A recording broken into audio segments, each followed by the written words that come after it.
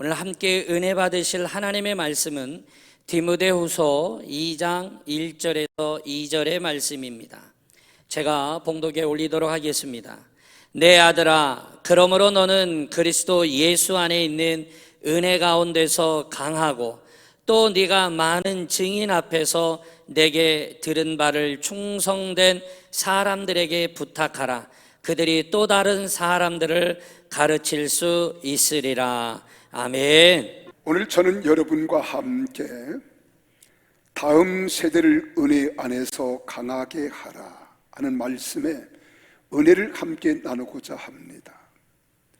우리가 코로나19라는 전염병의 긴 터널을 지나서 이제 밝은 광명이 우리에게 비춰오는 듯 했는데 또 다시금 코로나 바이러스가 극성을 부리고 있습니다. 여러분, 그런데 우리 교회뿐만 아니라 모든 교회들이 지난 3년여 동안 여름 행사들을 갖지 못했습니다. 캠프도 성경학교도 그리고 소그룹 모임도 모든 것들이 억제되고 우리는 억압을 받던 가운데 벌써 3년이라고 하는 세월이 지났습니다. 그러나 이번에는 우리가 기지개를 폈어요. 활짝 피고 다음 세대는 우리 자녀들이고 우리 손자 손녀들입니다. 그들에게 우리는 한폭 야망을 가지고 기대를 갖습니다. 이번에 하나님이 어떻게 도와주실까? 하나님이 역사하실까? 이제 초등학교 4학년인 우리 외손녀 딸이 그렇게 말해요. 할아버지, 나는 이번에 꼭 방언 받을 거예요. 꼭 방언 받겠다는 거예요. 저는 특별 기도회 때에 하나님께 기도하는데 방언이 임하려고 하는데 기도가 끝났다는 거예요.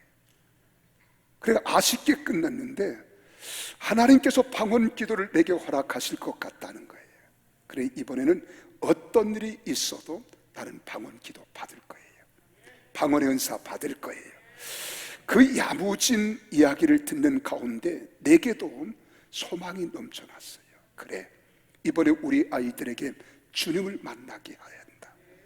살아계신 주님을 이 아이들이 만나면 이 가운데 주님을 만난 사람들이 주님께 쓰임받고 위대한 역사를 이루어 갈 수 있었던 것처럼 이 아이들이 주님을 만나면, 성령 충만하면 역사는 이루어지리라 하는 거예요.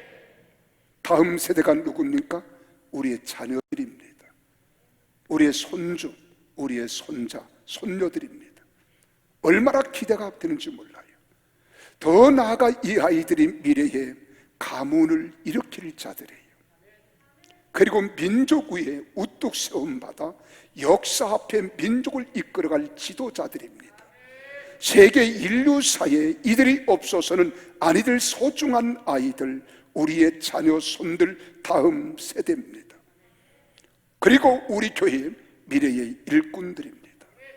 오늘 본문 말씀에서 믿음의 거장 바울 사도는 영적인 아들인 디모데에게 이렇게 권면하고 있습니다. 그리스도 예수 안에 있는 은혜 속에서 강하고, 이렇게 말해요. 그리스도 예수 안에 있는 은혜 가운데서 강하고, 여기 강하다는 말은 강하라 한 말에 강하라, 이 말은 원문에서는 엔디나오무라는 말이에요.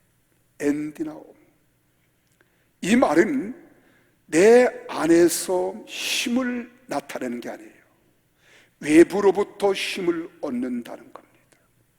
외부로부터 힘을 얻었을 때 내가 강한 사람이 될 수 있다는 거예요. 그래서 이 말씀을 이렇게 해석합니다. 힘을 주다 하는 거예요. 또 강하게 하다, 그리고 권능을 부여하다, 활력을 불어넣는다. 내 자체에서 일어나는 게 아닙니다.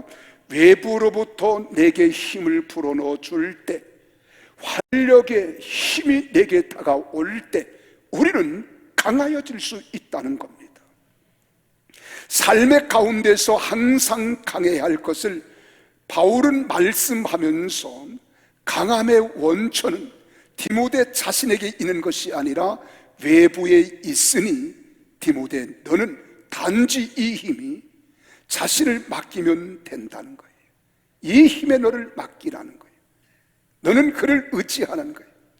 그럼 외부에서부터 주어지는 힘은 예수 그리스도 능력의 하나님 창조주 주님이심을 믿으시기를 바랍니다.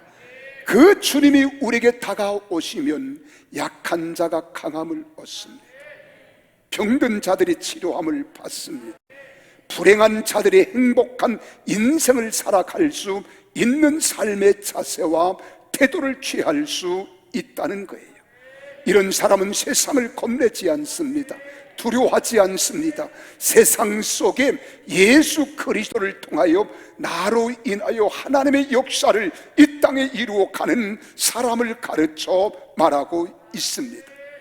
그래서 바울이 디모데에게 이렇게 강하라고 권면할 수 있는 것은 자신에게 권능을 부여하시고 활력을 불어넣어 주신 바로 예수 그리스도께서 디모데에게도 역시 능하게 하실 것을 믿기 때문에 바울은 디모데에게 그렇게 권면하는 겁니다.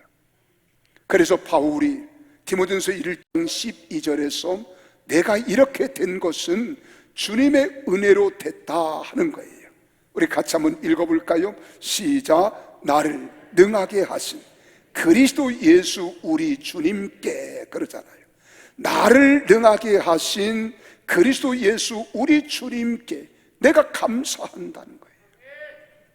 나를 이렇게 능하게 하시고 내게 힘을 주시니까 우리 주님심과 같이 나에게 능력과 힘을 주신 그분이 너로 하여금 너에게도 이런 힘과 능력을 너에게 주시기 때문에 나는 믿는다는 거예요.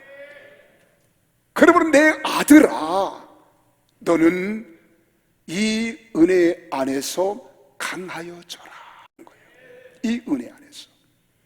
그래서 바울은 본절에서 이러한 능력이 그리스도 예수 안에 있는 은혜로 말미암는다는 사실을 언급하고 있는 겁니다. 한번 따라합시다. 그리스도 예수 안에 있는 은혜 속에서, 좀 크게요, 그리스도 예수 안에 있는 은혜 속에서.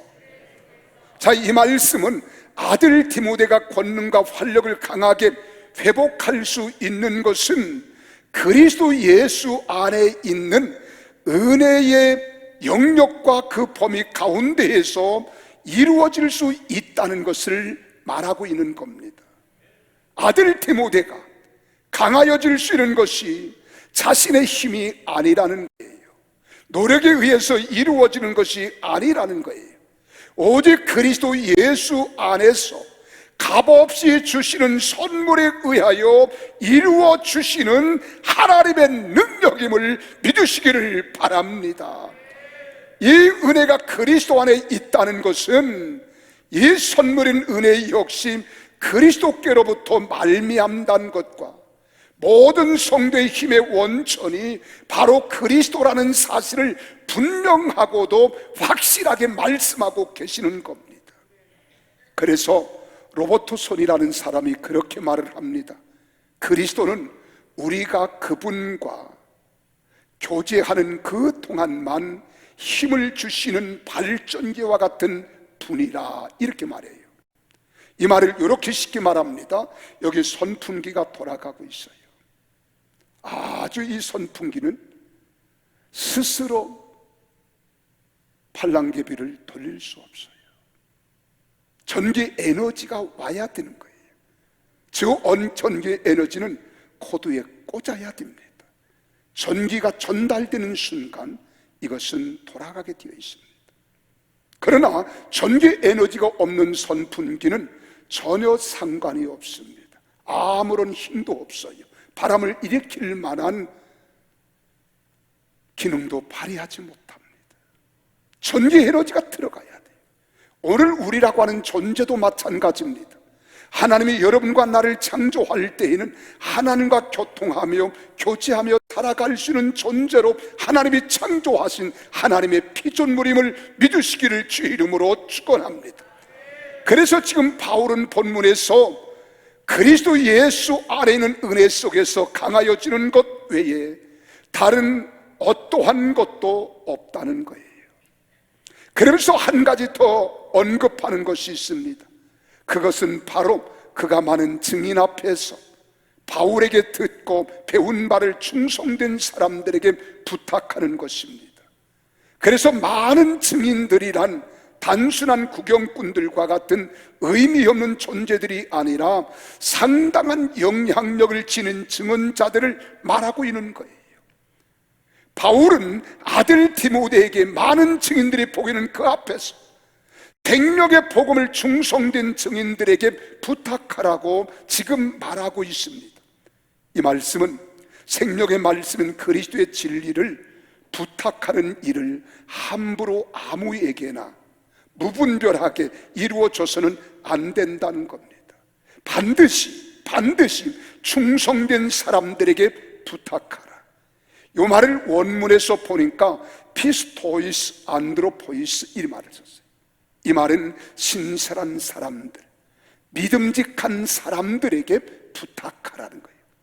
너를 하나님께서 택하여 부르시고 세워주셔서 내게 이런 은혜를 주신 것은 너로 하여금 또 전달되게 하시되 신실한 사람들, 믿음직한 사람들에게 이것을 전하라는 겁니다. 그리스도의 진리인 생명의 말씀은 믿음직한 사람들로부터 다른 사람들에게로 이어지는 전수 방식을 통하여 보존된다는 겁니다.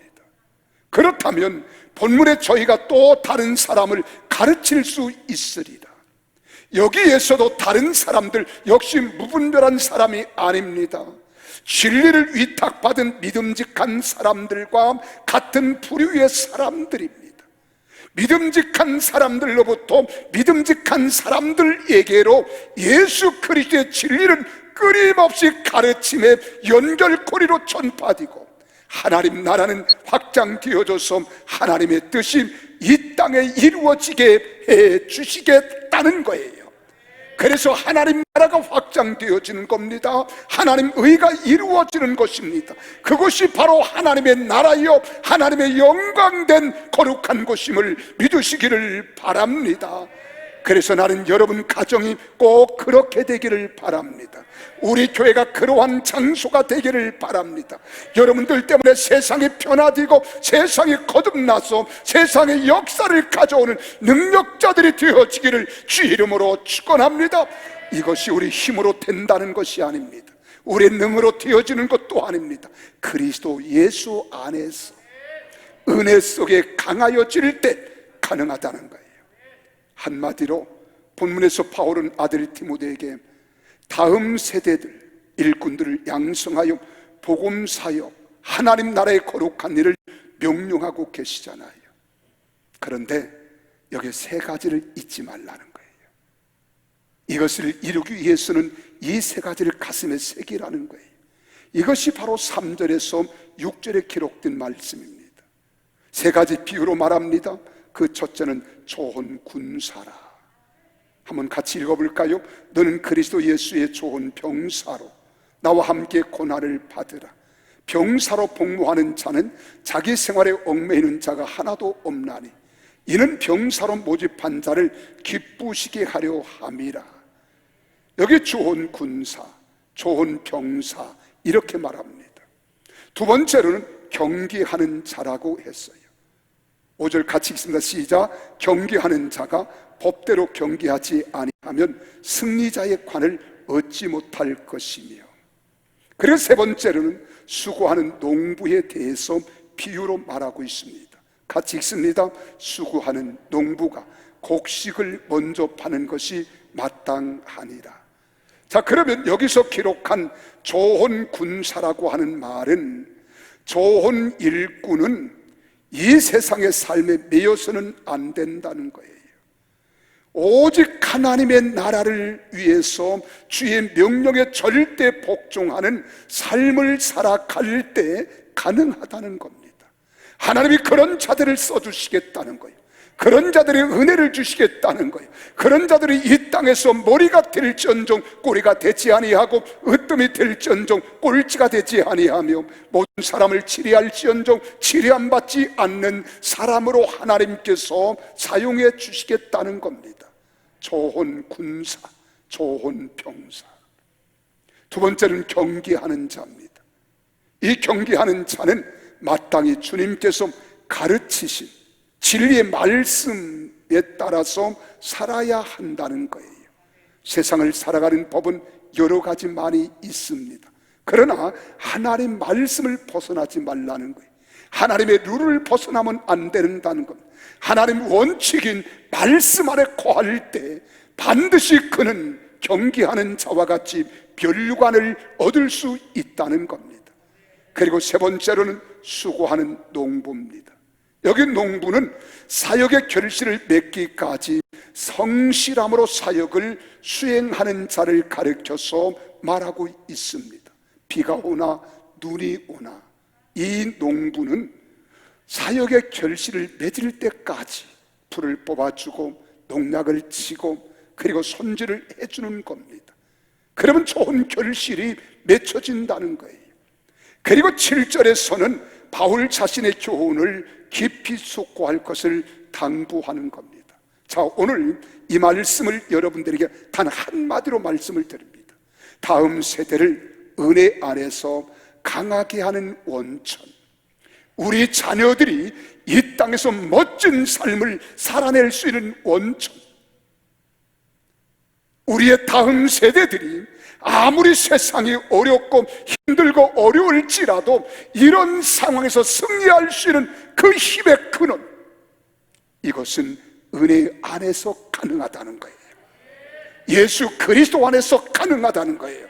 성령 충만과 능력을 덧입을 때 가능하다는 말씀을 믿으시기를 바랍니다. 이 사실을 확인하십시오. 그래서 1절에 그렇게 말합니다. 바울은 디모데를 내 아들아 라 그랬어요. 내 아들아. 자, 이제는 영적인 아비인 바울이 영적인 자녀인 아들인 디모데에게 권면하는 겁니다. 오늘 우리 부모는 다음 세대 자녀들에게 권면합니다. 잘 되라고, 훌륭한 아이가 되라고, 멋진 인생을 살아가라고. 우리 교회 기성세대는 다음 세대인 우리 젊은 청년부, 대학부, 중등부, 고등부, 유년부, 초등부, 소년부, 우리 영아부, 유아부, 유치부, 이 모든 아이들에게 권면하는 거예요. 이것이 다음 세대를 안에서 강하게 자라갈 수 있도록 어떤 방향과 내용을 가지고 권면하느냐 하는 것은 대단히 중요합니다. 그런데 여기 보십시오. 이 상황을 좀 전개합니다. 오늘 이렇게 권면하고 있는 바울은 사형 집행을 앞두고 있는 때였어요. 사형 언도를 받았습니다. 오늘 오후에 일는지 내일 일는지 모레 일는지 바울이 사형을 받는 것은 시간 문제예요. 그런 때 이런 권면을 드린 겁니다. 바울은 이방인들을 위한 복음 전도자이자 목회자이며 선교사로 활동했던 큰 지도자, 이 땅에서 자취를 감추게 된다는 것을 의미하는 겁니다. 신학의 바른 교훈을 가르쳐주고 때는 용기를 불러일으켜주며 그리고 격려해주며 비전과 꿈을 제시하며 영적 리더로 모든 이들의 멘토가 되어 주었던 지도자가 사라지는 것은 결코 사소한 일이 아닙니다.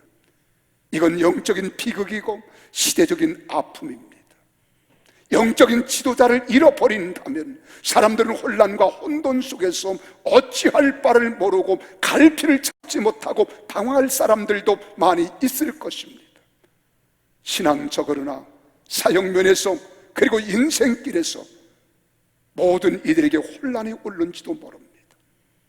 이러한 불안감을 가장 절실히 느끼는 사람 중에 한 사람이 바로 바울의 영적 아들로서 에베소 교회에서 목회를 하고 있던 디모데라고 하는 목회자입니다. 이 디모데에게 지금 권면하는 거예요. 앞으로 바울의 도움과 격려 없이 홀로 바울의 목까지 감당해야 한다는 것은 디모데에게 적지 않은 부담감이 되었을 것입니다. 더욱 육체적으로 그리했을 거예요. 성품적으로 유약한 여기 디모데는 더더욱 그리했을 것입니다. 왜요? 디모데는 육체적으로 아주 병들어 있었어요. 질병으로 인해서 시달림을 당하고 있었어요. 그의 홀 어머니 그리고 또한 홀 외할머니 속에서 자란 그의 성품은 남들과 비교해 보았을 때 유약한 성품을 가지고 있었던 여기 디모데였습니다. 그래 이런 디모데를 디모데전서 5장 23절에서 그렇게 말하다 이제부터는 물만 마시지 말고 내 위장과 자주 나는 병을 위하여는 포도주를 조금씩 쓰라. 치료법을 가르쳐주고 있잖아요. 이런 디모데에게 두려움과 위기를 맞는 순간의 상황이 벌어지고 있던 차에 바울은 디모데에게 권면하는 겁니다. 내가 그리스도 예수 안에 있는 은혜 속에서 강해야 된다는 거예요. 내가 약하면 안 된다는 거예요. 너는 강한 자로 거듭나야 된다는 거예요. 강한 자로 세워져야 된다는 거예요. 그리고 내가 세상을 이길 수 있고 이 어려운 국난을 극복할 수 있다는 겁니다. 오늘 우리 사랑하는 여러분, 지금 세상은 얼마나 급속도로 급변하고 있는지 몰라요. 경제, 정치, 사회, 문화, 군사, 안보 모든 총체적인 것을 보면 하루하루가 다릅니다. 이럴 때 우리 자녀들이 이 세상에 멋지게 살아내야 됩니다. 우리 다음 세대들이 이 땅에서 값진 가치를 발휘할 수 있는 우리 자녀 손들이 되어야 하는 겁니다.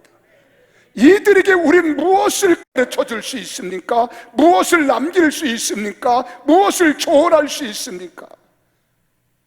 그들이 세상을 이길 수 있는 지혜, 견뎌낼 수 있는 용기, 의지, 그리고 또한 세상에서 모든 사람들에게 귀감이 될 수 있는 리더로서의 역할을 감당할 수 있는 성실함을 버리지 않고 성실하게 살아갈 수 있는 그의 삶, 이것을 견디고 이겨낼 수 있는 것은 우리 힘으로 안 됩니다. 하나님이 도와주셔야 되는 거예요. 성령님이 역사해 주셔야 되는 거예요. 그래서 그 은혜 안에서 너희가 강하라는 겁니다. 사랑하는 성도 여러분, 모든 이들에게 인생의 위기가 찾아오지 않으면 좋겠지만은 여러분 젊은이에게도 용기 있는 자에게도 노인에게도 어린아이에게도 때때로 현실은 우리 인생 가는 길에 신앙을 마구 흔들어 놓을 때가 얼마나 많은지 모릅니다.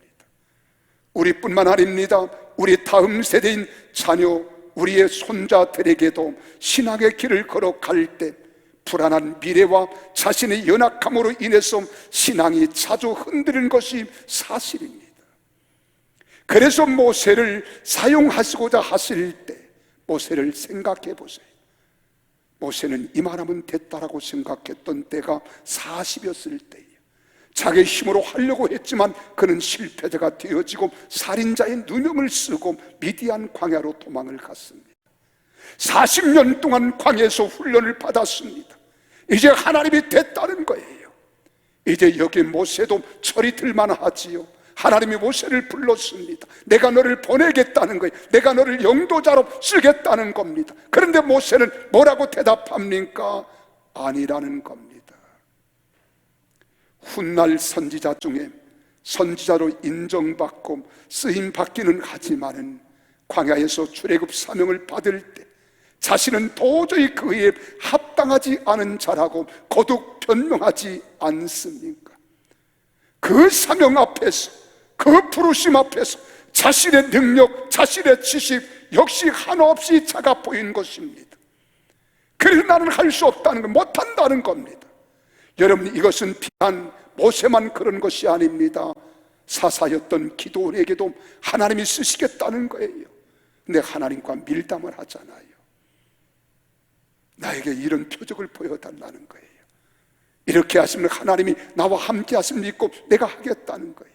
그래서 여기에 못하겠다 하던 기도원에게도 주님께서 그를 부르시는 겁니다. 눈물의 선지자 에레미야도 마찬가지였습니다.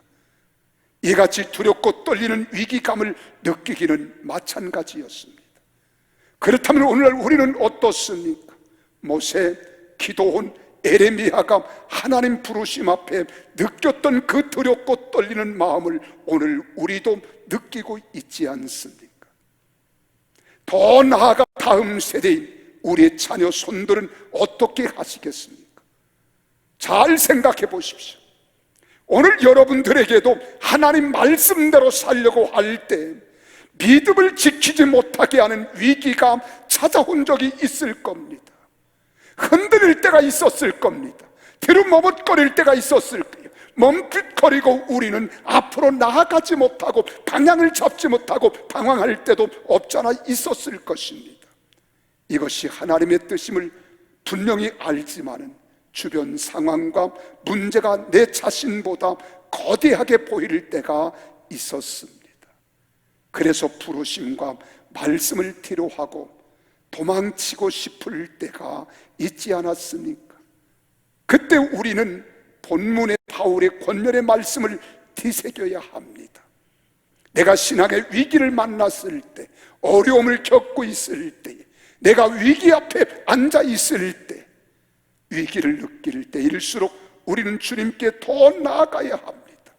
더 엎드려야 합니다. 그분의 도움을 구해야 합니다. 그리고 다음 세대들에게도 본이 되어 나아갈 수 있도록 해야 될 줄로 믿으시기를 바랍니다. 그때 주님이 여러분을 붙잡아 주시는 거예요. 여러분을 새 힘을 주시는 거예요. 능력을 주시는 거예요. 우리는 나약하지만 우리 안에 계신 주님은 위대한 전능자이시기 때문에 우리를 도와주십니다. 새 힘을 주십니다. 지혜를 주십니다. 능력을 주십니다. 때문에 그리스도 예수 안에 있으면 우리는 더 이상 겁낼 것이 없습니다. 그러므로 넉넉히 이길 힘을 주실 주님의 은혜 속에 잠겨서 속사람인 영의 사람을 강건하게 해야 될 줄로 믿으시기를 바랍니다. 이건 세상 학문으로 되는 것이 아닙니다. 세상의 능력으로 되는 것이 아닙니다. 여러분 바울을 보십시오. 바울은 오늘 우리 이 시대를 말하면 서울대학 출신입니다. 최고의 수석으로 졸업한 사람, 그 당시 가말리엘 문화생으로 수석 졸업자이요 수석 제자입니다. 그는 나라를 넘나드는 사람이에요. 사상을 넘나드는 사람이에요. 최고의 종교의 사상인 히브리니즘을 능통한 사람이에요. 최고의 지식이라고 일컬어 말하는 헬라니즘을 능통한 사람이에요. 그래도 그는 빈곤에 쌓여 있었어요. 힘이 없었고 연약했습니다. 근데 다메섹 도상에서 하나님이 그를 부르셨을 때 강한 빛을 주시고 성령을 충만하게 부어주시서 그는 능력자가 된 줄로 믿으시기를 바랍니다. 그리고 그의 모든 헬라니즘도 히브리니즘도 다 배설물처럼 여겼다는 거예요. 그렇습니다. 하나님이 쓰는 사람은 하나님 은혜 아래 강한 사람, 믿음 아래 속한 사람, 성령 충만한 사람을 쓰시는 줄 믿으시기를 바랍니다. 그래서 우리에게 넉넉히 이길 힘을 주시는 거예요. 우리의 속사람을 강하게 해주시는 거예요. 사랑하는 성도 여러분, 하나님의 힘은 모든 일에 부족함이 없이 충분하고 강력한 힘입니다. 하나님의 힘은 죽음도 세상의 어떤 고난도 이겨낼 수 있는 능력이 있는 힘입니다. 그러므로 우리가 하나님의 능력인 힘을 공급받게 된다면 죽음의 고통도 이겨낼 수 있습니다. 혼란도 우리는 정화할 수 있습니다. 세상의 혼탁함도 우리는 승리로 이끌어갈 수 있습니다. 인생의 모든 상황도 극복할 수 있는 것이며 인생길에서 불가능한 것은 없어질 것입니다. 그래서 바울은 이렇게 말합니다. 빌보서 4장 13절에 내게 능력 주시는 자 안에서 내가 모든 것을 할 수 있느니라. 할렐루야. 그 주님이 내 안에 거하시면, 나와 함께 하시면, 나와 동행하시면, 나를 이끌어 가시면 다 할 수 있다는 거예요. 그래서 할 수 있다 하면 되는 겁니다. 따라서 우리는 이 땅에서의 하나님 부르심, 하나님께서 우리를 세상에 살아가는 동안 이루시기를 바라는 바로 그 사명을 성취할 수 있는 거예요. 그럼 우리도 바울처럼 고백할 수 있습니다. 바울처럼 큰 소리 칠 수 있어요. 고린도전서 15장 10절에서 고백했던 것을 여러분도 고백하게 될 겁니다. 그러나 내가 나된 것은 하나님의 은혜로 된 것이, 내게 주신 그의 은혜가 헛되지 아니하여 내가 모든 사도보다 더 많이 수고하였으나 내가 한 것이 아니요 오직 나와 함께 하신 하나님의 은혜로라. 하나님의 은혜로라. 하나님의 은혜로라. 이 고백이 있기를 주의 이름으로 축복합니다. 주님께서 부르심을 받아 부여받은 사명을 감당할 수 있는 원천은 주님의 은혜 안에 거하며 우리의 속사람인 영의 사람을 강하게 하는 것 외에는 아무것도 없습니다. 그래서 예수님께서도 하나님 나라로 떠나가시면서 부탁하신 말씀이 뭐예요? 위로부터 이 능력, 이 은혜 받기 전에는 너희가 이 성을 떠나지 말라고 말씀하신 것입니다. 그러므로 늘 주님의 은혜와 도움을 구하도록 하는 것입니다. 은혜의 보좌 앞에 나아가야 하는 것입니다. 은혜의 자리에 들어가야 하는 것입니다. 우리 자녀들, 다음 세대를 우리는 일반적으로는 교회에서 예배하는 일, 기도하는 일, 섬기는 자리에 서게 하도록 해야 하지만, 또한 특별한 경우 수련회와 성경학교와 같은 이런 특별한 행사에 참석하여 은혜를 사모하며 갈망하도록 부모님들이 협력해야 될 줄로 믿으시기를 바랍니다. 그래서 집중적으로 말씀을 듣고 말씀을 함께 나누고 서로 교제하며 사랑을 함께 나눌 때 거기에 하나님이 함께 하시는 거예요.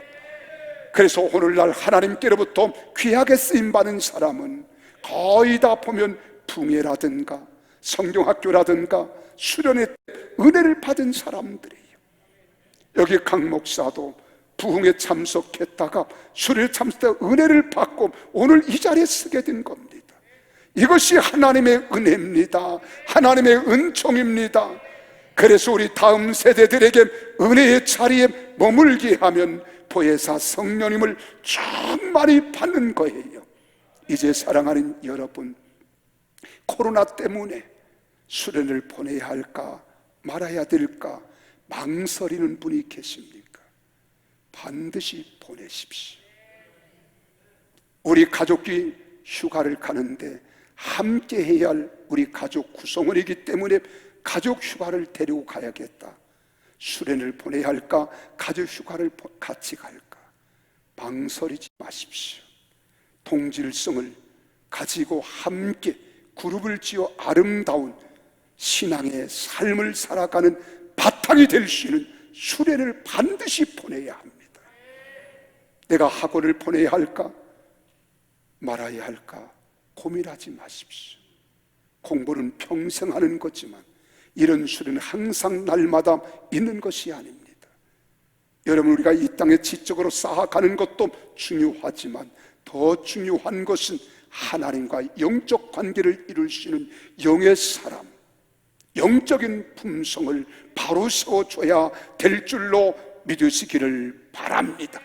그러면 성령님이 임하십니다. 성령님이 역사하시면 그의 모난 부분을 다듬어 주세요. 그의 부족한 것을 채워주세요. 그의 연약함을 강건케 해 주시는 겁니다. 그래서 성령 세례, 성령 충만 받으면 우리의 자녀들이, 주의 백성들이 주님 앞에 설 기회가 되는 거예요. 그때 여러분들이 꾸중하고 책망하면 잔소리로 들리지만 성령님께서 찾아오셔서 우리 자녀들을 책망하고 우리 자녀들을 경책할 때 깨달아지면 회개할 줄 압니다. 돌이킬 줄 압니다. 그리고 변화되는 거예요. 하나님의 역사가 임하는 겁니다. 그래 회개하고 변화되어 성령의 사람, 영의 사람으로 살아가게 되는 것입니다. 이때 성령님께서는 책망할 자를 죄에 대하여, 의에 대하여, 심판에 대하여 세상을 책망하시잖아요. 우리가 책망하는 것이 아닙니다. 성령께서 책망해 주시는 거예요. 그의 마음을 깨닫게 해 주시는 거예요. 돌이키게 해 주시는 거예요. 박살나게 해 주시는 거예요. 그때 변화가 되는 겁니다. 새 사람이 되는 겁니다. 그래서 하나님 앞에 기도하는 겁니다. 요한복음 6장 8절에서 예수님께서 그렇게 말하잖아요. 성령님이 오시면 그가 와서 죄에 대하여, 의에 대하여, 심판에 대하여 세상을 책망하시리라. 여러분, 책망만 하십니까? 아닙니다. 요한복음 16장 13절은 진리 가운데로 인도해 주신대요. 깨닫게 해 주신대요. 알게 해 주신대요. 뿐만 아닙니다. 장래를 알려주신대요. 우리 아이들에게 비전을 주신다는 거예요. 꿈을 주신다는 거예요. 살아갈 가치를 알게 해주신다는 거예요. 그러니까 성령을 받아야 되는 겁니다. 능력을 받아야 되는 거예요. 성령 세례를 임해야 되는 거예요. 그러면서 16장 14절에서는 영광을 나타내겠다. 영광된 삶을 살아가겠다.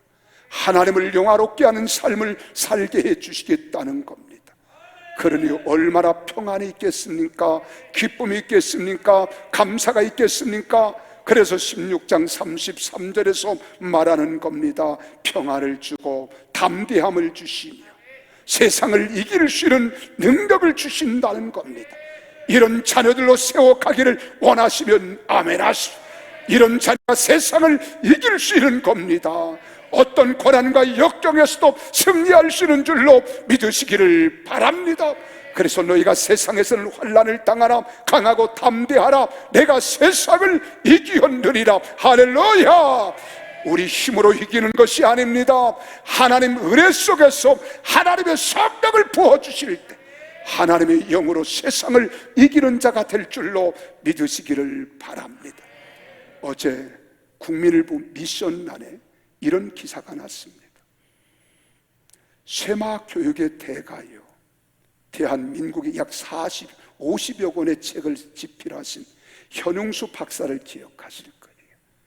그 가정에 대해서 나왔어요. 제가 그 캡처를 해서 우리 장로님들 또 우리 교회 다음 세대 부모님들에게 보냈습니다.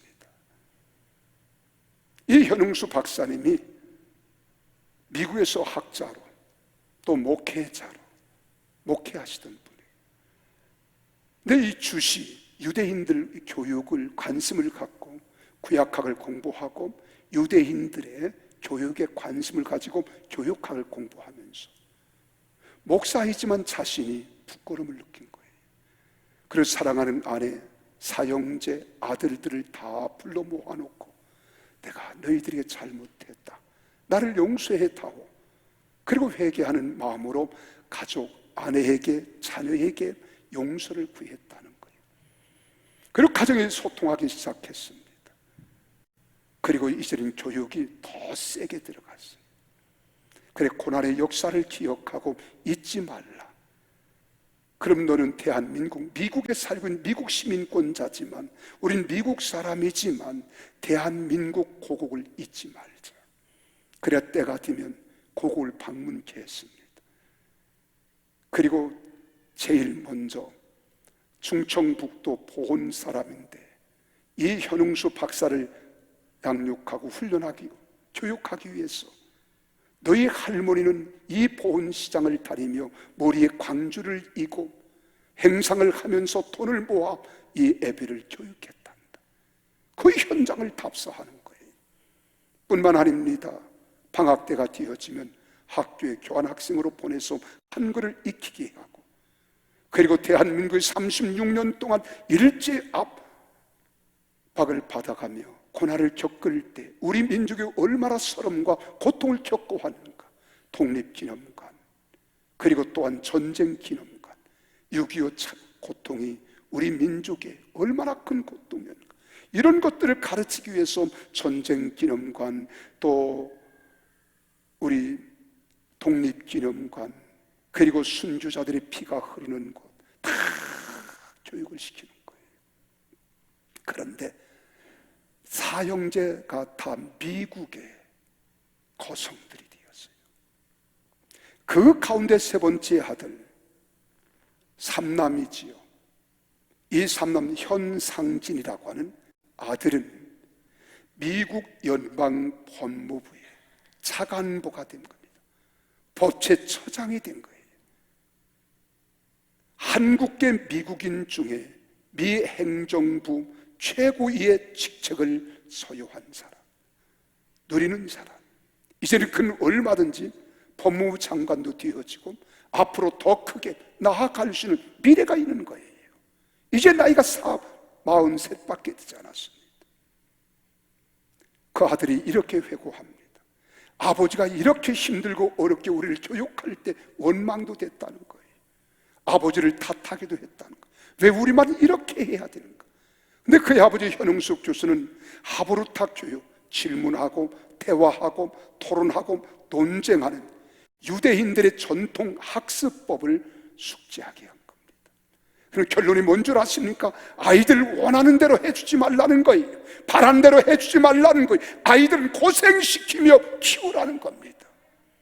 그래야 가치가 있다는 겁니다. 이러고 막을 내립니다. 우리 교회 와서도 부흥회를 인도하셨잖아요. 우리 자녀들이 잘 되기를 원합니까? 다음 세대가 바로 되기를 원합니까? 대한민국 미래를 우리는 바라보며 꿈을 키워가기를 원하십니까? 예수 그리스도 안에서 은혜 가운데 강하게 하십시오. 우리 교회는 다음 세대 키워드를 두고 나아갈 때 우리 모두는 다음 세대를 세우는 일에 올인해야 할 것입니다. 다음 세대는 우리의 기업이며 상급이라고 시편 127편 3절에 말하고 있습니다. 우리 자녀가 우리의 기업입니다. 우리의 상급입니다. 기업다운 기업으로 성장시키고 상장시켜야 합니다. 그리고 또한 상급의 가치를 깨닫고 알게 해줘야 하는 겁니다. 그러기 위해서는 잠언서 22장 6절에서 말씀하신 대로 마땅히 행할 길을 아이에게 가르치라. 그리하면 늙어서도 그것을 떠나지 아니하리라. 할렐루야. 이런 부모 되시기를 바랍니다. 이런 교회가 되시기를 바랍니다. 이런 기성세대가 되어지면 대한민국의 미래는 밝아올 것입니다. 우리 교회도 다음 세대를 통하여 더 큰 역사를 우리는 꿈꾸게 되어지고, 여러분 가문도 하나님이 기뻐하는 복된 영광스러운 가문 명문가가 될 줄로 믿습니다. 하나님은 살아계십니다. 하나님은 위대하십니다. 하나님은 능력자가 되십니다. 그분 안에서 우리는 할 수 있습니다. 기도하시겠습니다. 다 같이 한 음성으로 간절히 하나님께 기도할 때, 하나님, 그렇습니다. 우리가 다음 세대를 은혜 안에서 강하게 양육하고 훈련하는 우리 교회, 우리 부모님, 우리 당대가 되어지고, 다음 세대는 우리 기성세대를 바라보고 기뻐하며 감사할 줄 아는 모두가 되기를 바라며, 우리 다 같이 한 음성으로 간절히 기도하겠습니다. 살아계신 아버지 하나님, 주님의 크고 놀라운